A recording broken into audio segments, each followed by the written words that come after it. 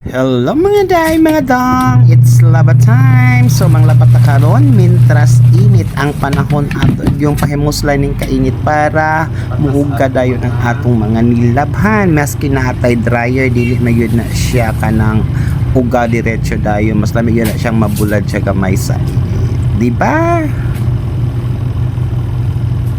It's laba time!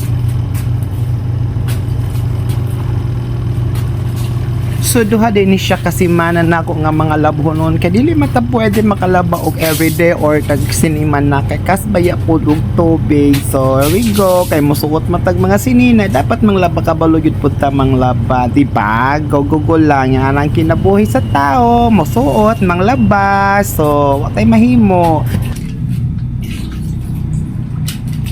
Ihan ang ato ang nilabahan para muhumot good.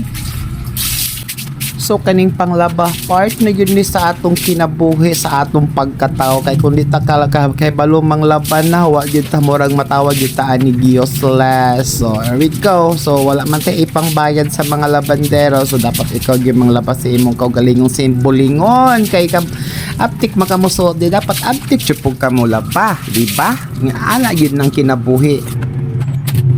So, humana og dryer na ko ang akong first batch nga mga labhonon. So, here we go. Ato na ni siyang ihanger kay para atong mahayhay sa gawas kay mintras init ang panahon. Ato gina siyang pahimuslan ang kainit sa panahon kay basin mo ulan na pud-on niya sumasayang masking imo pang dawnihan ang imong labhonon basta dili gid siya mabulad sa init.